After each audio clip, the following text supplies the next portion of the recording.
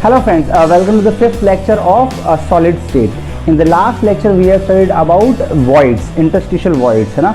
अपन लोगों ने समझा था कि इंटरस्टिशियल वॉइड्स कितने टाइप्स के होते हैं, साथ साथ में उनका कोऑर्डिनेशन नंबर क्या होता है, और साथ साथ अपन ने ये भी समझा था फोर्थ लेक्चर के अंदर कि उनका रेडियस रेशियो कितना होता है, small R by capital R कितना होता है। फिर मैंने वहाँ पर कहा था कि जो ये वैल्यूज़ जो आई हैं इनको अपन आगे ड्राइव करेंगे, मतलब इस चैप्टर में, इस लेक्चर में ड्राइव करेंगे इसको। देखो ध्यान दो, तो मैंने आपको कहा था अगर आपको रेडियस रेशियोज याद हो वॉइड्स के, अपन वॉइड्स पढ़ रहे थे, है ना। अगर आपको रेडियस रेशियो याद हो इनके, तो पहला पढ़ा था अपन ने ट्राइगोनल। मैंने कहा था ट्राइगोनल होते हैं, एक तो होते हैं प्लेनर, दो होते हैं प्लेनर और तीन होते हैं नॉन प्लेनर ना। तो ट्राइगोनल था, उसके बाद कौन सा था, स्क्वायर प्लेनर था, स्क्वायर प्लेनर। थर्ड था उसके अंदर आपके पास टेट्राहेड्रल, जो नॉन प्लेनर में आया था, टेट्राहेड्रल। फोर्थ था इसके अंदर आपके पास स्क्वायर प्लेनर, सॉरी ऑक्टाहेड्रल। और फिफ्थ जो था इसके अंदर वो था इसके अंदर क्यूबिक वॉइड। क्लियर बात सब लोगों को। इनके अगर रेडियस रेशियो की बात करेंगे तो यहाँ पे आर बाई कैपिटल आर जो आया था वो एग्जैक्टली वैल्यू आई थी यहाँ पे आपकी 0.1155, और इसका आया था आर बाई आर, यह आया था 0.414, इसका आया था आर बाई आर 0.225, और इसका जो ऑक्टाहेड्रल का होता है वही स्क्वायर प्लेनर का आता है, ये आता है 0.414, और जो क्यूबिक था उसका आया था आर बाई आर जो था वो 0.732 आया था। ठीक है, तो ये आपको मैंने कहा था कि इनका जो डेरिवेशन है कि आए कहाँ से, ये अपन पढ़ेंगे आज के लेक्चर में, है ना। देखो फर्स्ट अपन सॉल्व करते हैं ट्राइगोनल वॉइड। ध्यान दो, मैंने कहा था ट्राइगोनल वॉइड कैसे होता है कि भाई तीन एटम, तो क्या होता है, तीन एटम को रख लीजिए, है ना। इसके बीच में जो वॉइड आएगा ये कौन सा आएगा, ये ट्राइगोनल वॉइड ना। कोऑर्डिनेशन नंबर कितना होता है इसका, 3 होता है। क्लियर सब लोगों को। देखो ध्यान दो, अब देखो ध्यान से अगर मैं यहाँ से एक लाइन खींचूं और इसको जोड़ूं तो इसके अंदर क्या आ गया, इसमें कैपिटल आर भी आ गया, ये आर प्लस और यहाँ पे स्मॉल आर। ठीक है, ये यहाँ पे से क्या मिड पॉइंट पे ज्वाइन होगा तो ये कितना हो जाएगा इसके पास, ये एक आर है, दो आर, तो ये हो जाएगा आर, है ना। देखो ध्यान से, ये पूरा एंगल कितना है, 60 है, क्योंकि क्या है इक्विलेटरल ट्रायंगल है ये, है ना। अगर इक्विलेटरल ट्रायंगल है, इसको बाइसेक्ट करेगा तो फिर पूरा 60 रहेगा, तो ये आधा कितना रहेगा, ये 30 रहेगा, है ना। तो अब देखो चेक करते हैं यहाँ पे, अगर इस वाले एंगल का मैं cos 30 लिखूं, है ना, तो क्या होता है, बेस अपॉन हाइपोटेनस, बेस कितना दे रखा है इसने, आर अपॉन हाइपोटेनस कितना दे रखा है, आर प्लस स्मॉल आर, और एंगल कितना हो गया 30, तो cos 30 is equal to R upon R plus R. Clear सबको बात यहाँ तक, ठीक है। cos 30 कितना होता है, √3/2 is equal to R upon R plus small R. इन दोनों को रिवर्स कर देंगे तो क्या आएगा, 2 अपॉन √3 इज इक्वल टू ये हो जाएगा R plus small R upon capital R. ठीक है, इसको हम खोलेंगे, इसको अपन अलग अलग सेपरेट कर लेंगे तो आएगा 1 प्लस आर बाई आर। तो ये तो रेडियस रेशियो है ना। देखो सॉल्व करते कैसे आएगा, को सॉल्व करने पे आर बाई आर आ जाएगा, यहाँ पे आ जाएगा आपके पास 2 अपॉन √3 माइनस 1, है ना। इसको अगर अपन सॉल्व करेंगे यहाँ से, यही सॉल्व कर देगा इसको अपन, तो 2 माइनस √3 कितना हो गया, 1.73 अपॉन 1.73। इसको आप सॉल्व करोगे तो एग्जैक्टली जो आर बाई आर की वैल्यू आएगी ये आएगी आपकी 0.11155। तो ये हो गया ट्राइगोनल वॉइड का रेडियस रेशियो। समझ में आपको। नेक्स्ट देखो इसके बाद में, ठीक है।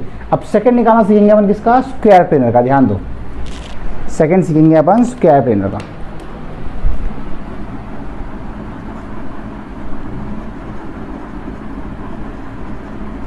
स्क्वायर प्लेनर, है ना। देखो ध्यान दो, अब फायदा क्या है स्क्वायर प्लेनर का, जो स्क्वायर प्लेनर का आएगा सेम का सेम वही तरह किसमें रहेगा, ऑक्टाहेड्रल में आएगा। इसकी डेरिवेशन पूछी है स्कूल के अंदर, क्योंकि स्कूल्स के अंदर कॉलेज के अंदर ज़्यादा क्या 3D वाली पूछी आती है ना।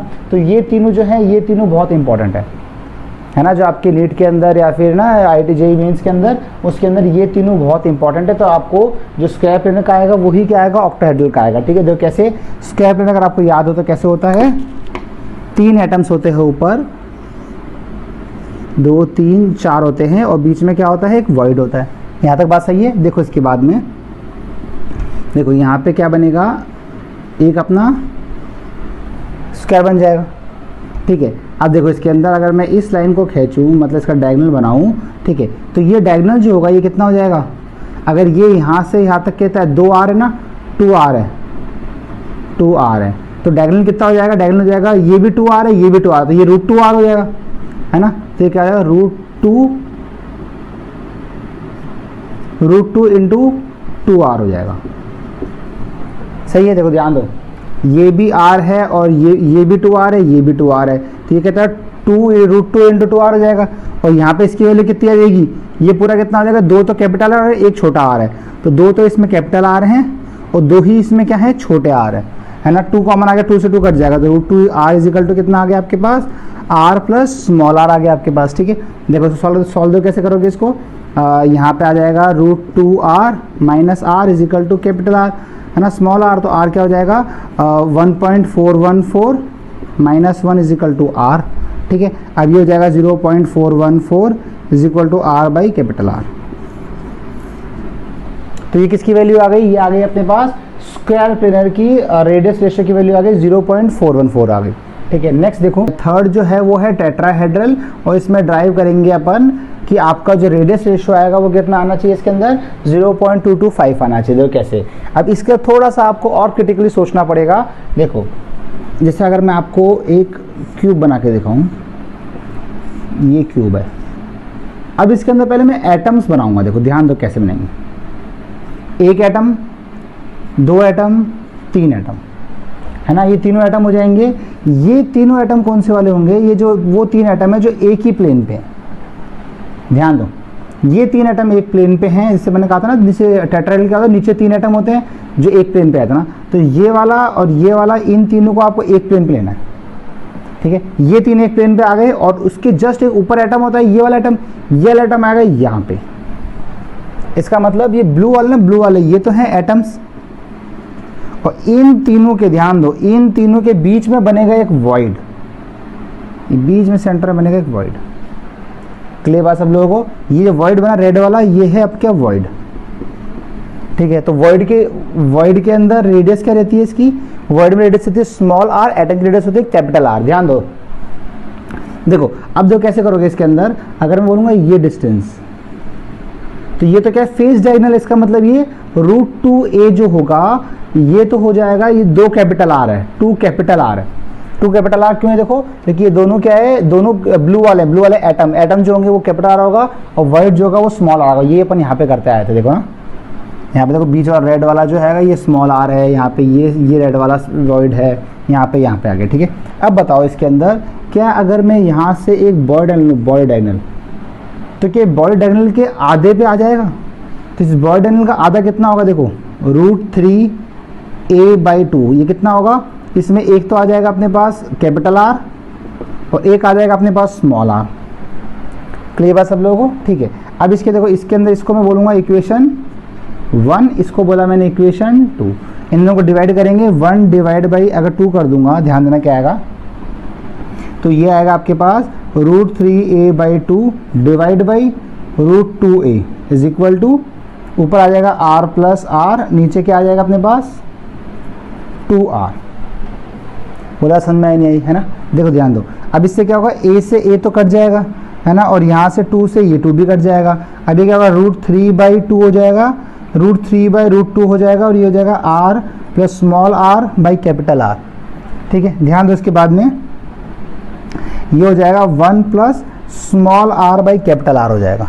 अब 1 यहाँ माइनस करेंगे तो कितना आ जाएगा, ये आ जाएगा √3 minus √2 divide by √2 is equal to small r by capital R हो जाएगा, ठीक है भाई। इसको सॉल्व जब करोगे आप, √3 कितना होता है 1.73 माइनस 1.414 डिवाइड बाई 1.414 करोगे तो यहाँ पे रेडियस r बाई r जो आएगा आपके पास वो आएगा 0.225। आप चाहे चेक कर लीजिए इसको। क्लियर बात सब लोगों को? ठीक है, तो यहाँ तक अपन ड्राइव कर चुके। ध्यान दो कि आपका ट्रायंगल वॉइड में रेडियस रेशियो कितना आता है, 0.155 आता है। स्क्वायर पेरेंट में कितना आता है, 0.414 आता है। और टेट्राहेड्रल में कितना आता है, 0.225 आता है। इसके अंदर ये वाला वेरी इंपॉर्टेंट है और ये वाला वेरी इंपॉर्टेंट है ना।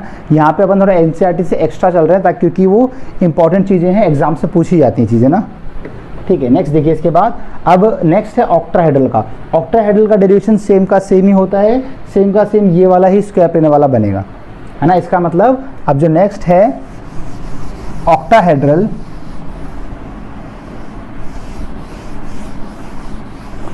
अगर आपके स्कूल में आएगा या फिर अगर जेई में पूछा जाए, अगर नीट में पूछा जाए तो क्या होगा, देखो इसके अंदर फोर्थ जो होगा ऑक्टाहेड्रल वो सेम यही रहेगा। क्योंकि ऑक्टाहेड्रल तो कैसे बनता है, ऑक्टाहेड्रल में क्या होता है कि 4 एटम तो एक प्लेन पे रहते हैं, एक एटम ऊपर एक एटम नीचे, 4 एक में रहेंगे ना, उसके अकॉर्डिंग अपन ने ये डेरिवेशन कर लिया है। ठीक है, अब लास्ट जो है इसके अंदर वो कौन सा है, क्यूबिक। जो फिफ्थ जो है ये है क्यूबिक, है ना। क्यूबिक कैसा होता है, देखो क्यूबिक होता है 4 एटम नीचे एक प्लेन पे, फिर 4 एटम ऊपर एक प्लेन पे, बीच में जगह बचेगी वॉइड होगा, है ना। जो कैसे होगा, अगर मैं एक क्यूब बनाऊं, ध्यान दो क्यूबिक वॉइड का कोऑर्डिनेशन नंबर कितना होता है, 8 होता है, 8। ध्यान दो 1 2 3 4, 1 2 3 4, और बीच में जो रहेगा ये क्या रहेगा, इसका वॉइड रहेगा, सिंपल। ध्यान दो ये सारे एटम टच हैं, ये देखो ध्यान दो। अगर मैं यहाँ से लेके ये डिस्टेंस निकालूं तो ये डिस्टेंस कितनी है, √3a। इसमें कितना होगा, 2 तो कैपिटल आर है, 2 कैपिटल आर। ब्लू वाले जो है ये मैंने कहा ये एटम्स हैं तो कैपिटल आर रहेगा, और जो स्मॉल वाला जो है ना रेड वाला, ये कौन सा है, ये वॉइड है, इसलिए 2 स्मॉल आर रहेगा। ठीक है, अच्छा ये डिस्टेंस कितनी रहेगी, ये डिस्टेंस ये a है, और ये कितना होगा 2 कैपिटल आर के बराबर रहेगा। ठीक है, अब इसको बोलूँगा मैं 1, इसको बोलूँगा मैं 2। अगर मैं 1 डिवाइड बाई 2 कर दूंगा तो कितना आ जाएगा, ये √3a/a हो जाएगा, और यहाँ पे आ जाएगा 2r + 2 small r upon 2 capital R। 2 से 2 कट जाएगा, a से a कट जाएगा, तो क्या है √3 = r + small r upon r, और √3 कितना हो जाएगा, 1 + स्मॉल r/r, r/r कितना हो जाएगा 1.73 - 1 विच इज इक्वल टू 0.73, और आगे देखो तो 2 आएगा। ठीक है, बहुत बढ़िया। तो अपन ने क्या किया, यहाँ पे ड्राइव कर चुके हैं अपन सारी चीज़ें कि ट्रायंगुलर वॉइड में रेडियस रेशियो कितना रहेगा, स्क्वायर प्लेन में रेडियस रेशियो कितना रहेगा, टेट्राहेड्रल में कितना रहेगा, ऑक्टाहेड्रल स्क्वायर प्लेन में बराबर रहेंगे, और क्यूबिक में कितना रहेगा 0.732, है ना। अब ये है ना, अब इसको मैं आगे आपको और डिटेल बताऊंगा कि इसमें क्या होता है, कैटायन एनायन होते हैं ना, जो वो होते हैं वॉइड्स और एटम्स पे आएंगे। मतलब एनायन जो होगा वो मेजरली किस पे आते हैं, एनायन की साइज तो बड़ी होती है तो वो मेजरली बनाते हैं लैटिस, और जो वॉइड्स होते हैं उनमें आएंगे कैटायन। कैटायन की साइज जो होती है वो छोटी होती है। ठीक है, अब ये जो है ना ये आइडियल साइजेज हैं, ये जो है ये आइडियल साइज हैं। ठीक है, पर प्रैक्टिकली जो होता है उसमें थोड़ा सा डिफरेंस आएगा, है ना। उसमें एक रेंज ऑफ रेडियस रेशियो आएगा जिसके अंदर आपके वॉइड्स लाई करेंगे। क्लियर बात सब लोगों को? ठीक है, देखो स्टूडेंट्स, अब यहाँ तक अपन लोग एनसीईआरटी के अंदर 1.5 तक पढ़ चुके हैं। ठीक है, इसके बाद आएगा 1.6, इसको बोलते हैं क्लोज पैकिंग, इसको बोलते हैं क्लोज पैकिंग, और उसके बाद आएगा 1.7, इसको बोलेंगे पैकिंग, पैकिंग एफिशिएंसी,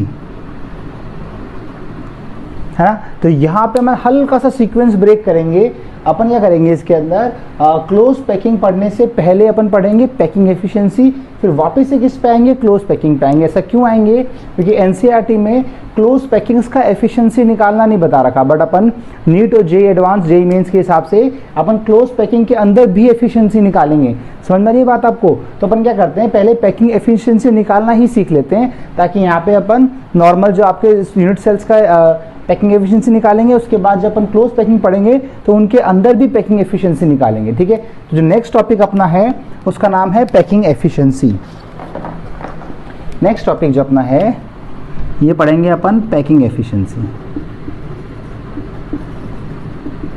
अब आप सोचो कि इसके नाम से क्या लग रहा है ना, ध्यान दो, इसके नाम से लग रहा है आपको कि पैकिंग एफिशिएंसी, इसका मतलब कि आप कितने अच्छे से पैक करते हो, जैसे मान लो आप कहीं छुट्टियों में घूमने जाओगे तो आपने एक अपने ब्रीफकेस लिया, उस ब्रीफकेस में आपने कपड़े पैक किए, है ना। अब जितने अच्छे से आप पैक करोगे कपड़े, उतने ही आपकी पैकिंग एफिशिएंसी ज़्यादा है। समझ मेरी बात है आपको, है ना। अब यूनिट सेल में कैसे काम में आया, ध्यान दो। अब यूनिट सेल में क्या होता है, आपके पास मान लो ये आपके यूनिट सेल है, इसमें एटम्स हैं। अब वो एटम्स कितने अच्छे से पैक्ड हैं, उसकी पैकिंग एफिशिएंसी हो जाएगी। समझ में आ रहा है, ध्यान दो। ऐसे बोलेंगे इसके अंदर, space occupy by the atoms in a unit cell is known as packing efficiency. बोले बात समझ में आई नहीं आप लोगों को, वापस ध्यान सुनना। इस एक यूनिट सेल के अंदर जो एटम्स हैं वो कितना स्पेस ऑक्यूपाई करेगा, उसको बोलेंगे पैकिंग एफिशिएंसी। जितने ज़्यादा एटम्स रहेंगे एक यूनिट सेल के अंदर, ज़्यादा स्पेस ऑक्यूपाई करेंगे, उतना पैकिंग एफिशिएंसी ज़्यादा होगी। और जो बच जाएगी, जो खाली जगह बच जाएगी, उसको बोलेंगे वॉइड परसेंटेज और एम्प्टी परसेंटेज। समझ में आई आपको बात ये? तो ऐसे बोलेंगे इसके अंदर, देखो बोलेंगे अपन percentage of total space filled by particles, बस यही तो होगा, है ना। और पार्टिकल क्या है, पार्टिकल में भी एटम्स, मॉलिक्यूल और आयन, और अपन ने सबको यहाँ पे क्या मान रखा है, स्फेरिकल मान रखा है, ठीक है। अब देखो ध्यान से, अगर मैं बोलूंगा पैकिंग एफिशिएंसी का फॉर्मूला क्या होगा, तो पैकिंग एफिशिएंसी, है ना। तो कैसे बोलेंगे, देखो volume, total volume by total volume of atom, सही है, एटम्स, फिर वॉल्यूम ऑफ यूनिट सेल और इनटू क्या हो जाएगा, 100 हो जाएगा। ये आपका क्या हो जाएगा, फॉर्मूला हो जाएगा, ठीक है। अब देखो पैकिंग एफिशिएंसी कैसे निकालेंगे, ईटा परसेंटेज, हाँ ध्यान दो। तो ईटा ही बोलेंगे इसको ना। पैकिंग एफिशिएंसी कैसे निकालेंगे, ये निकालेंगे 100 टोटल वॉल्यूम बाय एटम। तो कैसे निकालेंगे, एक unit cell number of atom कितने होते हैं उसको बोलते हैं Z। What is Z? Z is number of atoms present in one unit cell multiply by, अब एक जो एटम है उसका वॉल्यूम क्या होगा, उसका होगा 4/3 पाई आर क्यूब, क्योंकि अपन ने क्या माना है, अपन ने जितने भी एटम्स हैं उनको सबको यहाँ पे स्फेरिकल मान रखा है, ठीक है। और वॉल्यूम ऑफ यूनिट सेल ना, अपन क्या क्यूबिक यूनिट सेल लेके चल रहे हैं, तो यहाँ पे आएगा A क्यूब इंटू 100। ये हो जाएगा आपके पास पैकिंग एफिशिएंसी। समझ में आप लोगों को, है ना। और पैकिंग फ्रैक्शन की बात की जाएगी, अगर पैकिंग फ्रैक्शन, तो बस ये भी वही रहेगा, बस क्या करो उसको 100 से मल्टीप्लाई मत करो, तो ये हो जाएगा Z into 4/3 pi R cube divide by A cube. ये पैकिंग फ्रैक्शन है ना। पैकिंग फ्रैक्शन जो होगा वो 1 से कम आएगा, वो क्या होगा, फ्रैक्शन में पूछा जाएगा तो पैकिंग फ्रैक्शन के 100 से मल्टीप्लाई मत करो, और परसेंटेज पूछा जाएगी तो क्या हो जाएगा, आपको 100 से मल्टीप्लाई करना पड़ेगा। वॉल्यूम ऑफ एटम्स कैसे निकालोगे, नंबर ऑफ एटम्स, Z क्या होता है, number of atoms in one unit cell multiply by एक जो एटम है, एक जो स्फेरिकल एटम माना है उसका वॉल्यूम क्या होगा, 4/3 pi R cube divide by A cube आ जाएगा, ठीक है। समझ में आपको। अब पूछा जाएगा वॉइड से ना, वॉइड परसेंटेज पूछा जाएगा तो कैसे करोगे, वॉइड परसेंटेज क्या होगा, 100 माइनस एफिशिएंसी, पैकिंग एफिशिएंसी। बोले बात समझ में आई नहीं आप लोगों को, है ना। तो ईटा कैसे निकाला अपन ने, Z into 4/3 pi R cube upon A cube into क्या हो जाएगा, 100 हो जाएगा। समझ में आया सब लोगों को, ठीक है। तो ये आपका पैकिंग एफिशिएंसी का फॉर्मूला है। अब अपन इस फॉर्मूले को अप्लाई करेंगे डिफरेंट यूनिट सेल्स पे ना। तो फर्स्ट यूनिट सेल जो इनसेट दे रखा है वो दे रखा है, ये अपन पढ़ रहे हैं 1.7, है ना। तो इनसेट फर्स्ट दे रखा है 1.7.1, देखो 1.7.1, और ये है packing efficiency of face centred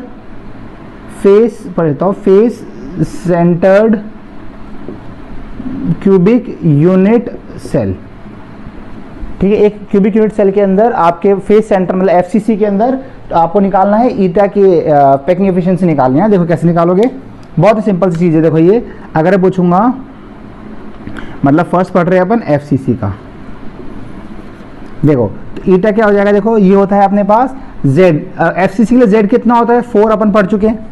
कैसे 4 होता है, एक तो सारे कॉर्नर्स पे होगा और किस पे होगा, फेसेस पे होगा, तो कितना आ जाएगा 4 इंटू 4/3 पाई आर क्यूब, ठीक है। और डिवाइड बाय होगा A क्यूब, ये आ गया ना A क्यूब। अब आप मुझे बताओ कि फेस सेंटर जो होता है, इसमें जो फेस सेंटर, थोड़ा सा पार्टीशन कर लेते हैं, है ना, ताकि आपको थोड़ा सा समझने में दिक्कत ना हो।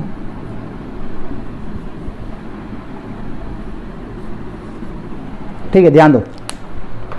देखो अब A क्या होता है, आप बताओ मुझे, फेस सेंटर के अंदर ये A क्यूब है, है ना। अब ए जो होता है फेस सेंटर में कहाँ एटम होता है, फेस ऐसा होता है, देखो एक एटम, दो एटम, तीन एटम, फेस सेंटर का फेस ऐसे होता है ना। तो ये डिस्टेंस कितनी होती है, ये होती है √2a इज इक्वल टू कितना हो जाएगा 4r हो जाएगा। तो यहाँ से a कितना आ जाएगा 4r/√2, तो ए कितना आ जाएगा 2√2r हो जाएगा, 2√2r है ना। अब इस a की वैल्यू यहाँ पुट करें तो ईटा की वैल्यू क्या आएगी, देखो ये देगी 4 × 4/3 πr³ divide by a cube में क्या आएगा 2√2r का क्या हो जाएगा होल क्यूब आ जाएगा ना।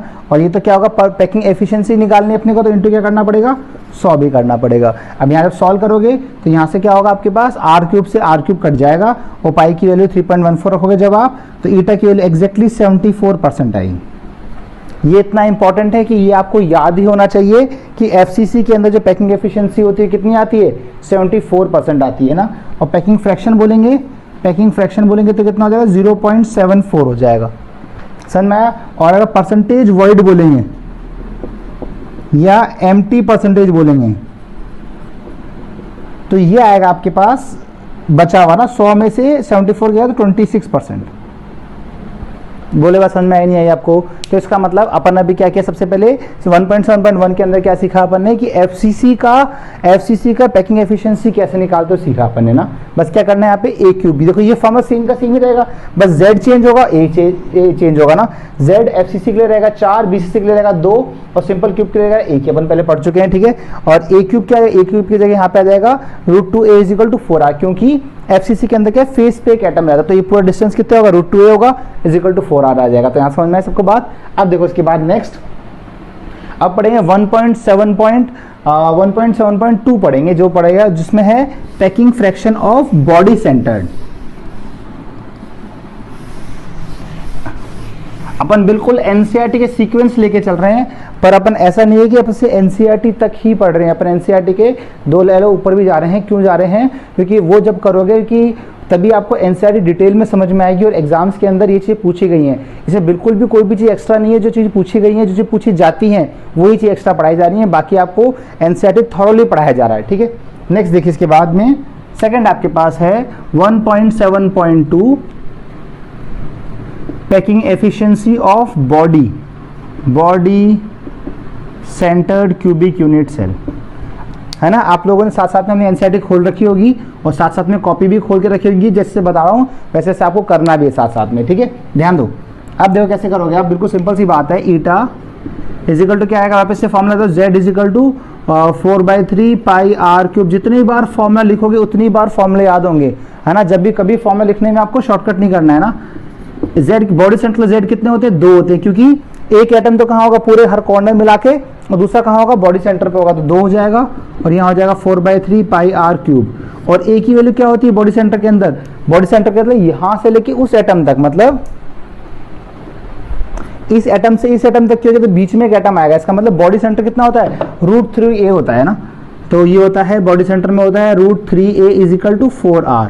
तो a कितना हो जाएगा 4r/√3 हो जाएगा। इसका मतलब यहाँ पे 4r/√3 का होल क्यूब आ जाएगा, ठीक है। और इसको सॉल्व करने पे एग्जैक्टली वैल्यू आती है 60, अच्छा है ना। पैकिंग एफिशिएंसी निकालने 100 से मल्टीप्लाई भी करना पड़ेगा और इसको निकालने पे एग्जैक्टली वैल्यू आएगी आपके 68%, समझ में आपको, है ना। और अगर परसेंटेज वॉइड बोला जाएगा या एम्प्टी परसेंटेज बोला जाएगा तो ये आता है 100 में से माइनस कर लोगे तो कितना हो जाएगा, ये हो जाएगा 32% जो होगा वो क्या हो जाएगा एम्प्टी वॉइड्स हो जाएगा, ठीक है। तो यहाँ तक आपको बात समझ में आई, आपको बता दिया मैंने आपको अभी तक कि एफसीसी में 74% आई और इसमें कितनी आई, बीसीसी में कितना है आपके पास 68% आई। अब बचा आपके सिंपल क्यूब। सिंपल मतलब प्रिमिटिव मतलब एटम जो है वो केवल और केवल कहाँ पे, केवल और केवल कॉर्नर्स पे हैं, ध्यान दीजिए, है ना। नेक्स्ट है 1.7.3, ध्यान दो। तो ये है अपने पास पैकिंग एफिशिएंसी ऑफ सिंपल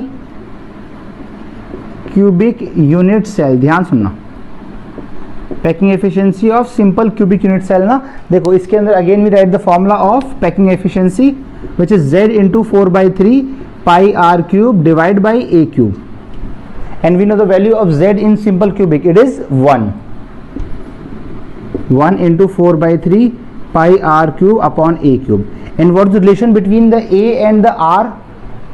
देखिए इसमें क्या होता है, जो आपका क्यूब रहेगा उसमें क्या सारे कॉर्नर्स टच हो रहे होंगे, तो ये कॉर्नर टच होंगे, तो यहाँ पे क्या हो जाएगा, ये हो जाएगा a is equal to A will be equal to 2r। तो r a की वैल्यू क्या 2r आ गई सिंपल सी। तो यहाँ पे अगर वैल्यू पुट कर दूंगा, अगर मैं एटा की value 1 into 4/3 pi R cube और डिवाइड बाई क्या हो जाएगा इसके अंदर 2r का होल क्यूब, 2r का होल क्यूब पुट कर दूंगा, तो यहाँ से इंटू 100 भी करूंगा, है ना। तो यहाँ से ईटा की वैल्यू आएगी 52.4 परसेंटेज। और परसेंटेज वॉइड जो रहेगा ये 100 में से माइनस कर देंगे, तो 100 में से माइनस करेंगे तो कितना आएगा, ये आएगा 47.6। ये परसेंटेज वॉइड हो गया। बोले समझ में नहीं आई, है ना। ध्यान दो, तो अपन ने अभी तीनों चीज़ें पढ़ चुकी हैं। 1.7.2 भी हो गया, 1.7.3 भी हो गया, जिसके अंदर अपन ने सिंपल क्यूब पढ़ा, बीसीसी पढ़ा और एफसीसी पढ़ा। ध्यान दो, तो अगर आपको मैं तीनों चीज़ लिखाऊं जो आपको याद रखनी है, एज इट इज़ याद रखनी है, वो ये है कि अगर पैकिंग एफिशिएंसी जो होती है वो आपके एफसीसी के अंदर तो होती है 74% अपन ने पढ़ा, बीसीसी के अंदर होती है अपने पास 68% अपन ने पढ़ा, और सिंपल क्यूबिक के अंदर होती है 52.4%। ये अपन पढ़ चुके हैं, ठीक है ना। अब देखो एक नोट पॉइंट देखो ध्यान से,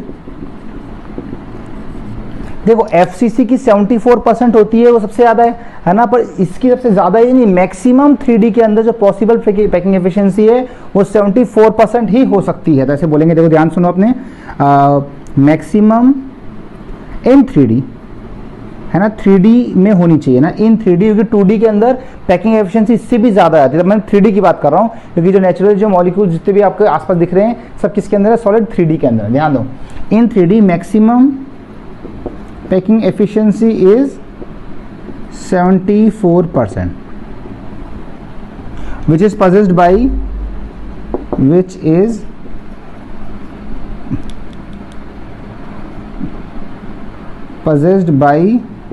ध्यान दो, which is possessed by FCC। अब देखो FCC और आपको ये पढ़ाया जाएगा इसके बाद में CCP, क्यूबिक क्लोज पैकिंग, वो एक ही चीज होता है। FCC और CCP एक ही चीज होता है, वो आगे प्रूव भी हो जाएगा कैसे एक चीज होता है ना। And FCC and HCP hexagonal close packing. ध्यान दो, देखो आपको मैंने बताया इसके अंदर नोट पॉइंट में क्या है, इंपॉर्टेंट नोट पॉइंट है ये। देखो ये नोट पॉइंट बोल रहा है कि 3D के अंदर मैक्सिमम पैकिंग एफिशिएंसी जो होती है ना वो कितनी होती है, 74% ही पॉसिबल है, उसके आगे पॉसिबल नहीं है। और 74% किसकी होती है, ये FCC के, तो हमने प्रूव कर लिया यहाँ पे। अब FCC और CCP एक ही बात होता है ना, तो FCC तो होती है, साथ साथ में HCP की भी होती है।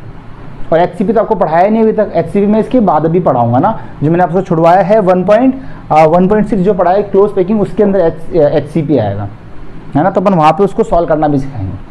यहाँ तक बात क्लियर है आप सब लोगों को, ठीक है। तो अगर यहाँ तक आपने कर लिया, ये NCERT का सारा पार्ट पढ़ लिया, तो एक थोड़ा सा एक्स्ट्रा भी करते हैं। मान लो अगर मैं बोलूँ कि एच सेंटर भी पॉसिबल है, हालांकि edge centre cubic unit cell possible नहीं होता, पर अगर मैं बोलूँ मैं कि एच सेंटर पॉसिबल है, हाइपोथेटिकल क्वेश्चन दूँ अपने आपको मैं, है ना। क्वेश्चन देखो क्या है, फाइंड, है ना, find packing efficiency, find packing efficiency of edge centred cubic unit cell. ध्यान दो, आपको edge centred cubic unit cell के अंदर क्या निकालना है, उनकी पैकिंग एफिशिएंसी निकालना है ना। तो पहले फटाफट से इस वीडियो को पॉज कीजिए और आप खुद ट्राई कीजिए कि आपकी पैकिंग एफिशिएंसी कितनी आई है।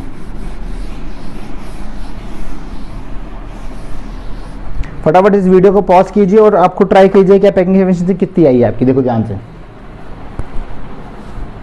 क्या सब लोगों ने, देखो ध्यान से सॉल्यूशन। अगर मान लो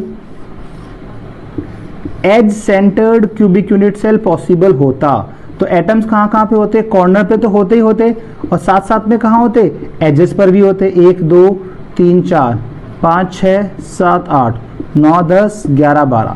तो एक जो एज है ये कितना होता, A is equal to 4R हो जाता, ठीक है। तो अगर मैं बोलूंगा इसके अंदर पैकिंग एफिशिएंसी का फॉर्मूला देखो क्या हो जाएगा, इसके अंदर ये हो जाएगा eta is equal to Z की वैल्यू कितनी होगी, देखो इसके अंदर Z इंटू क्या होता है 4/3 pi R cube upon A cube होता है, इंटू 100 होता है, ठीक है, अब देखो z की वैल्यू कितनी हो जाएगी इसके अंदर, ये जाएगा 8 इंटू 1/8 प्लस 12 इंटू 1/4, तो ये जाएगा 1 प्लस 3 इज इक्वल टू 4। तो ईटा की वैल्यू आ जाएगी आपके पास 4 plus 4/3 pi R cube divide by A cube. And what is A cube? A is equal to 4r, so we have here 4r का होल क्यूब इंटू 100। समझ में आई बात सब लोगों को? और यहाँ से सॉल्व करोगे आप, ए क्यूब से ए क्यूब कट जाएगा, पाई के लिए फुट करोगे तो 26.16% आएगा, है ना। अब बता 26.16% ज़्यादा है या कम है? ये बहुत ही कम है। ये सोचो एक बात, ये सिंपल क्यूब से भी कम है। समझ में आ रहा है? तो इतनी कम एफिशिएंसी होने के कारण ये सॉलिड एग्जिस्ट करता ही नहीं है। एफिशिएंसी कम है ना, तो इसका मतलब बिकॉज ऑफ लो, ऐसे बोलेंगे, because of low packing efficiency edge centred cubic unit cell is not possible. बोला समझ में नहीं है आप लोगों को? बहुत सिंपल सी बात है। अगर पैकिंग एफिशिएंसी निकालेंगे अपन edge centre cubic unit cell की, तो ये आएगी 26.16, मतलब अराउंड 26% आई। ये बहुत ही कम है। सिंपल क्यूब भी जो होगा उसकी 52 होती है।